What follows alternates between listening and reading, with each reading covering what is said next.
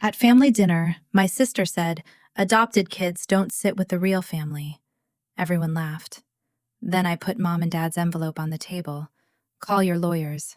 Their smiles vanished. I was just pulling out my chair when Rebecca's heel struck the leg of it and shoved it away from the table, sliding it out from under me before I could sit down.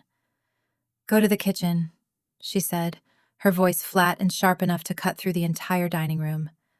"Adopted children don't eat with the real family." For one frozen second, every fork stopped. Then the laughter came. Not loud at first, but sharp, cruel, and familiar, echoing around Rebecca's perfect dining room like it belonged there. I did not cry. I did not argue. I did not beg them to take it back. I simply turned around, walked back to where I had left my purse, opened it, and pulled out the thick envelope I had kept hidden for weeks. Then I walked back to the dining table and laid it directly in the center, right between Mom's old china plates and the candles Rebecca had lit to make everything look sentimental. "Mom and Dad left me this," I said quietly. "Call your lawyers. We'll finish this tomorrow." The way every smile died in that room was something I will never forget. But even that was not the real beginning. My name is Layla Morgan, and for most of my life, I tried to convince myself that being the adopted child in the Morgan family did not matter. My parents, Harold and Miriam Morgan, never made me feel different. To them, I was their daughter, not almost, not conditionally, not in some polite, charitable way. I was theirs. But their 3 biological children made sure I never forgot where they believed I truly belonged. Rebecca was the oldest, polished and beautiful in the way people admire before they realize beauty can be used like a weapon. Ethan was the only son, confident in that careless way men become when a family has spent years treating them like their opinion is naturally worth more. Natalie was the middle sister, soft-spoken on the surface, but gifted at turning cruelty into something that sounded almost sympathetic. Growing up with them meant learning that rejection did not always arrive as a slammed door. Sometimes it came as a shoulder angled just enough to push you out of a family photo. Sometimes it came as a laugh at the end of a sentence just light enough that if you reacted, you looked sensitive. Sometimes it came as silence when invitations were handed out and your name was somehow missing.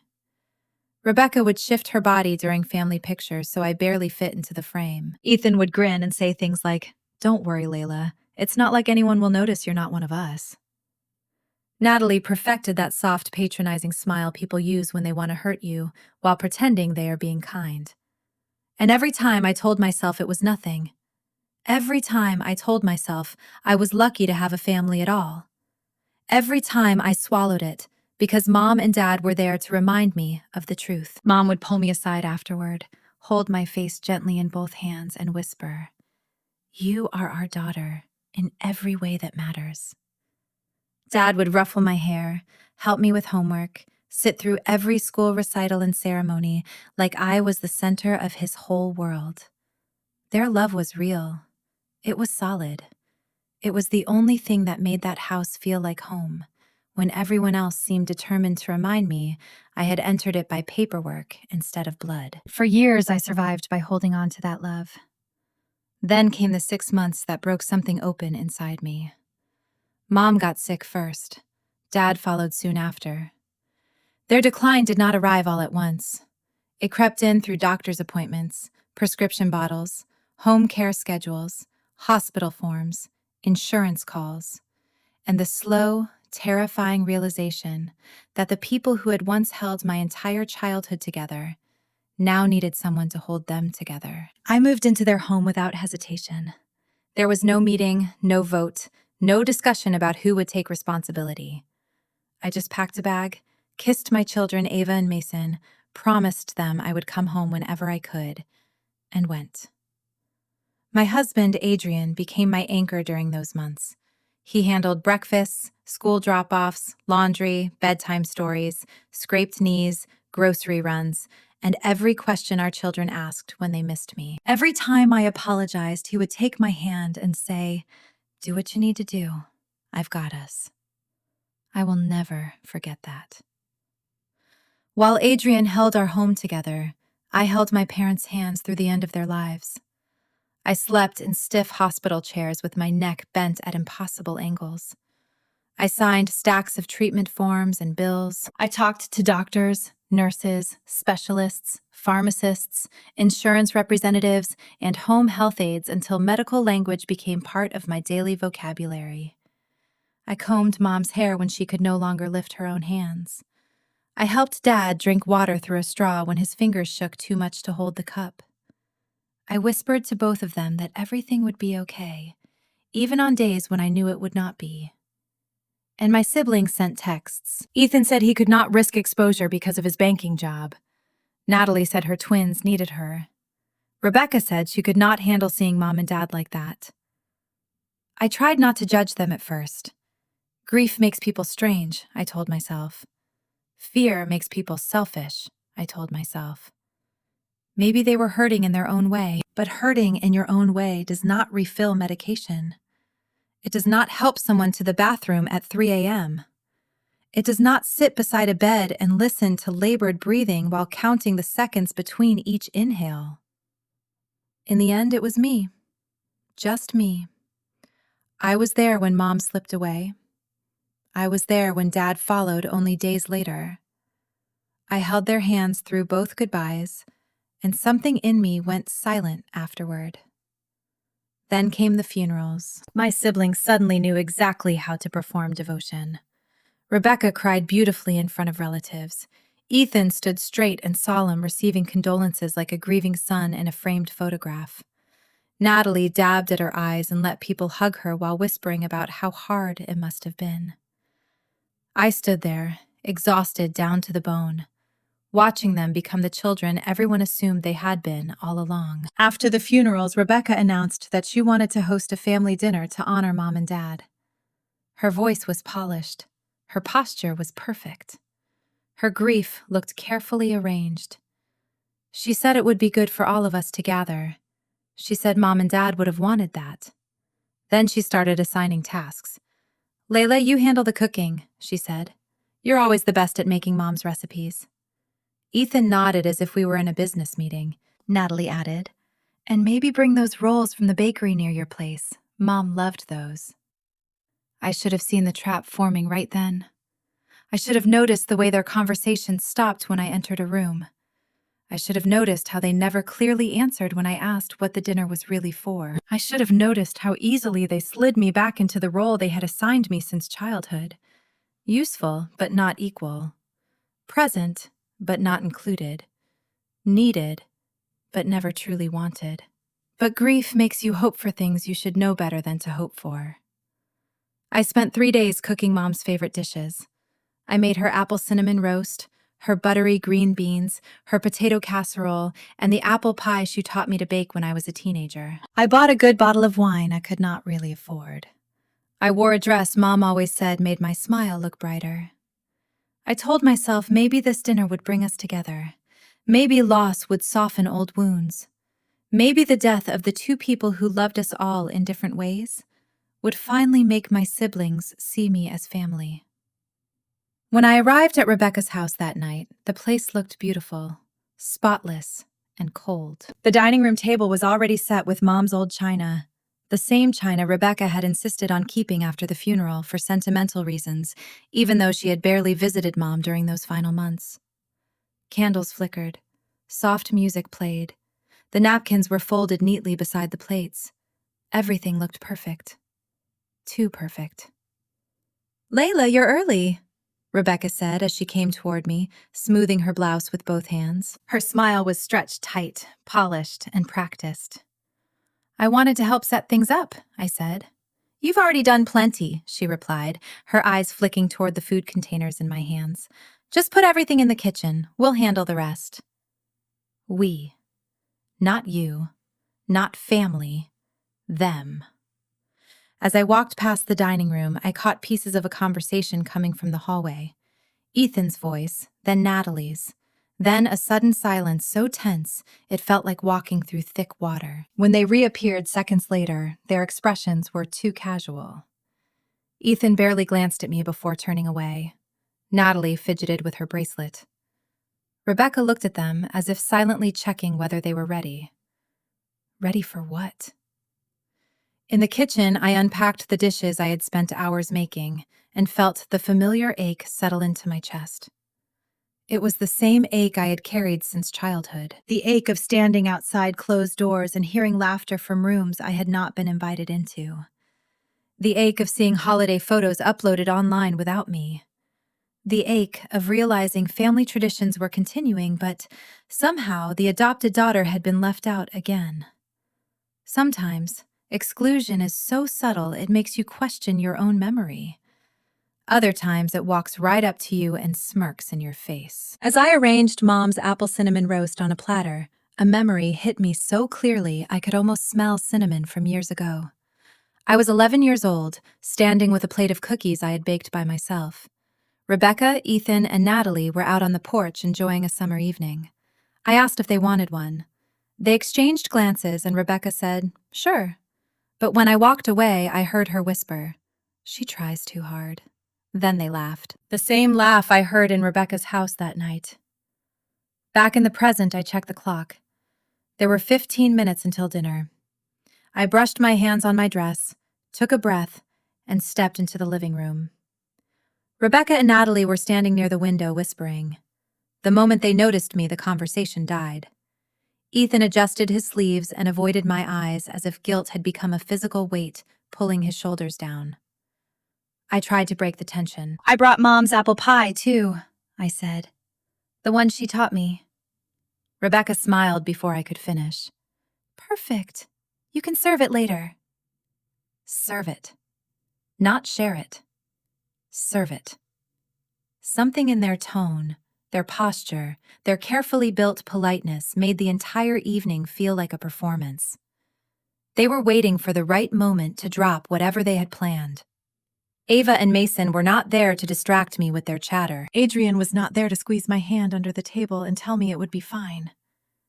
It was just me, surrounded by people who had mastered the art of making me feel like an outsider without ever saying the words aloud.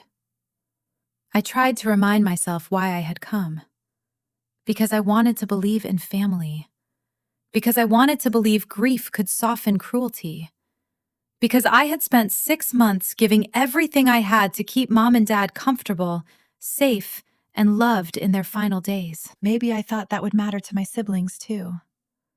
But when I sat down carefully at the far end of the table, I saw Rebecca watching me. Not warmly, not like a sister. Like someone checking whether the trap had been set properly. And I knew then that whatever was coming was not kindness. Dinner began the way disasters often do, quietly and politely, with everyone pretending nothing was wrong. Rebecca took the seat at the head of the table, the one Mom used to occupy, and folded her napkin with the same self-importance she had carried since childhood.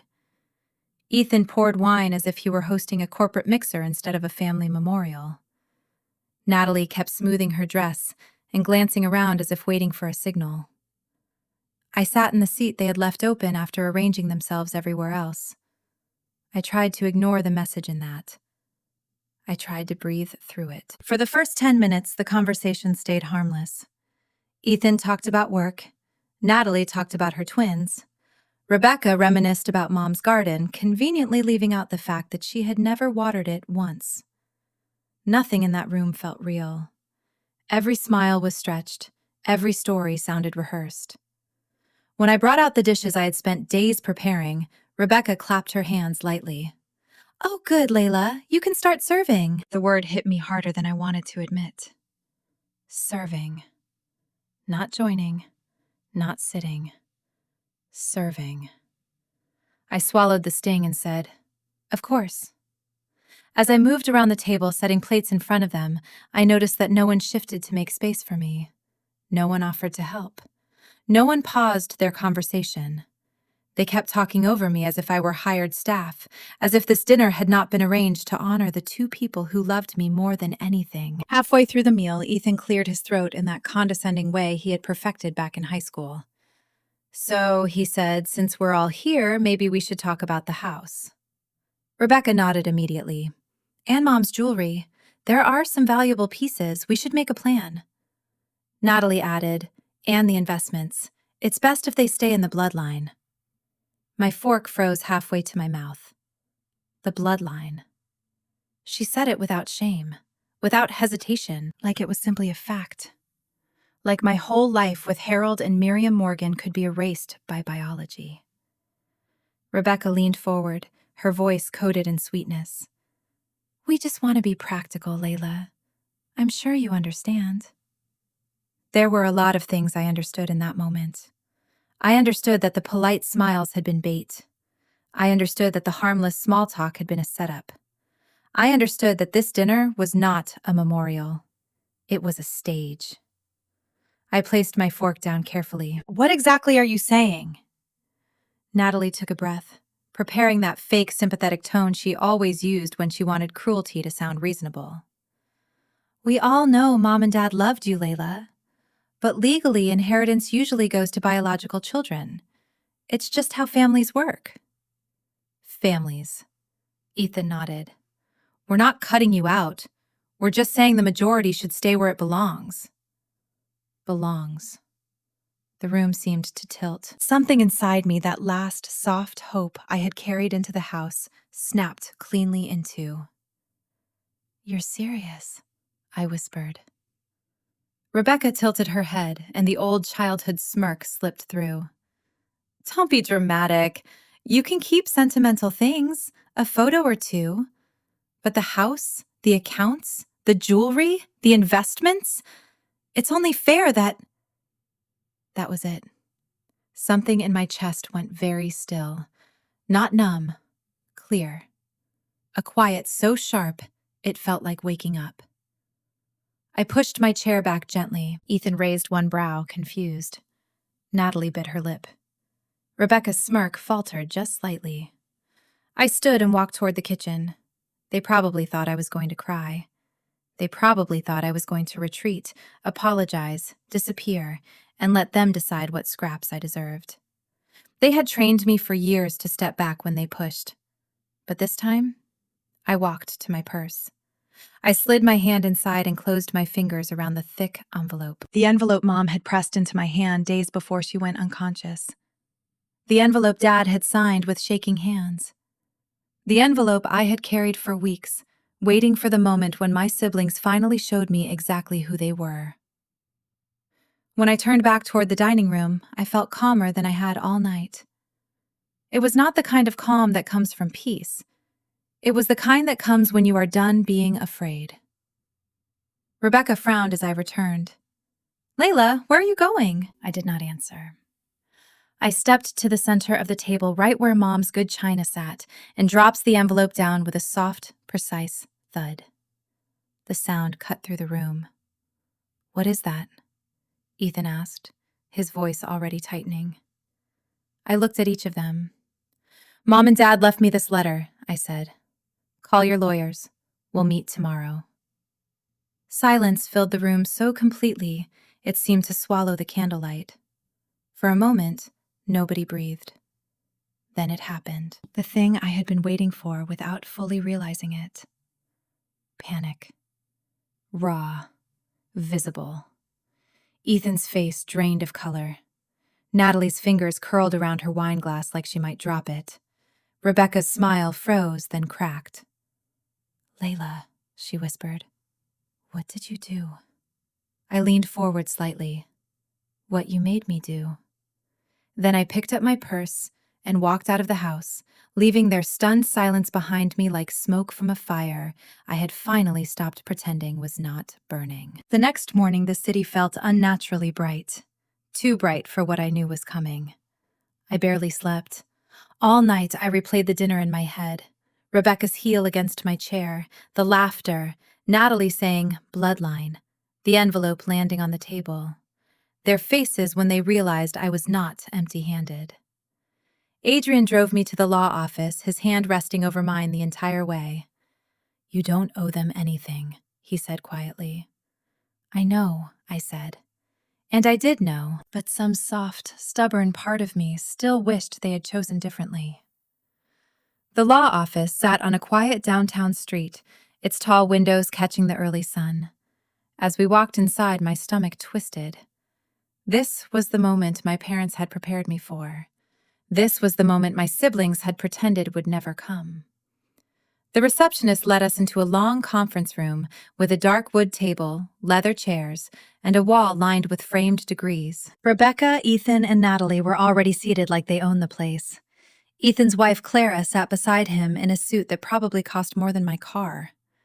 She had always carried herself like a corporate law shark, and that morning she looked ready to tear into anything that threatened Ethan's version of the world.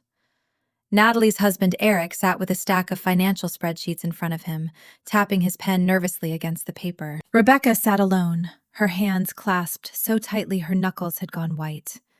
None of them looked directly at me. A few moments later, Mr. Arthur Sullivan entered the room. He had been my parents' lawyer for over 20 years. He had gray hair, a calm voice, and an expression that suggested he had seen more family cruelty than most people wanted to admit existed. He greeted Adrian first, then turned to me. "Layla," he said gently, "your mother and father spoke very highly of you, especially toward the end." The sentence landed like a warm hand between my shoulder blades. I nodded, barely holding myself together. Mr. Sullivan closed the door, sat at the head of the table, and opened a thick folder. The room fell silent. "We are here to review the last will and testament of Harold and Miriam Morgan." Rebecca straightened. Ethan folded his hands. Natalie bit her lip. Mr. Sullivan looked directly at my siblings before continuing. "I understand Layla presented a letter yesterday. Before we begin, I want to confirm something for the sake of clarity." He reached into the folder and lifted a sealed document. "Your parents wrote several private letters before they passed. The one Layla shared was authentic and aligns with the revisions they made 8 months ago." 8 months. Right around the time their health began failing. Rebecca spoke first, her voice tight. "Mr. Sullivan, our parents would never exclude any of us. There must be some confusion." "There is no confusion," he said simply. Then he opened the will.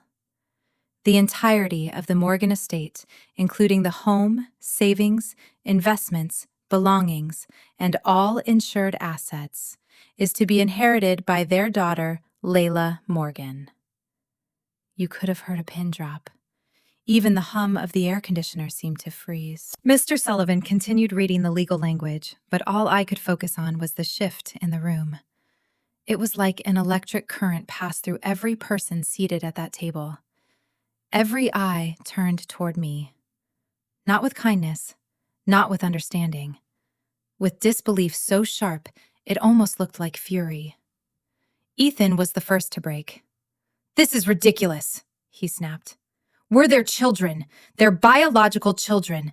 They wouldn't leave everything to—" He cut himself off, but the word hung there anyway. To her. To the adopted one. Clara leaned forward. "We'd like to review medical records from when these revisions were signed. There may have been diminished capacity." Mr. Sullivan raised one hand. "Both Harold and Miriam were evaluated and found competent by 2 physicians." Rebecca's voice cracked. No, they wouldn't do this to us. They loved us." "They loved all of you," Mr. Sullivan said gently. "But they told me something very specific. May I share it?" He looked at me. I nodded. He read from a handwritten note in the file. "Our children have grown into adults with their own lives. But Layla is the one who never left our side, not out of obligation, but love. She took care of us when no one else would. We want to give her the security she has always given us." Natalie put her head in her hands. Ethan scoffed. "So what? She babysits them for a few months and gets everything. That's insane." Something inside me hardened, not loudly, not dramatically, just enough. 6 months, I said quietly. 6 months of hospitals, paperwork, treatments, bills, and sleeping in chairs. Where were you? No one answered. Mr. Sullivan continued. "Your parents also added a clause regarding challenges to the will." Ethan leaned forward. "What clause?" "If any beneficiary attempts to contest the will, That person forfeits any claim to family photos, heirlooms, personal items, keepsakes, or belongings of sentimental value. Everything will instead be donated. The panic was immediate. Rebecca's breath caught. They'd give away Mom's ring, Dad's medals. If a challenge is filed, Mr. Sullivan confirmed. Natalie looked at me with red eyes. Layla, you wouldn't let that happen, right? I mean, we grew up together. Did we? I asked. My voice was soft, but it did not shake. Because my memories of growing up with you look very different from yours. Ethan slammed his hand onto the table. You can't shut us out. This is our legacy. Legacy, I said. I stayed calm because anger would have given them somewhere to hide. You weren't there. Not once. You all had excuses while I watched Mom and Dad fade away day after day. Eric spoke quietly, almost apologetically. We're struggling financially, Layla. The mortgage, the kids, everything. We were counting on... I shook my head. Don't put this on me. Clara leaned in again, her voice sharp. Legally, we can still argue undue influence. The circumstances... Mr. Sullivan closed the folder with a soft, final thud. You cannot argue undue influence when the beneficiary was not present for the revisions. Layla was not even in the building when Harold and Miriam made these changes. The shock on their faces was complete. That was the moment the power shifted. For once, I was not the one trying to prove I belonged. They were the ones realizing Mom and Dad had seen everything. Rebecca's voice dropped to a whisper. So it's really over? No, I said. This part is over. What happens next is up to you. Natalie looked desperate. What do you want from us?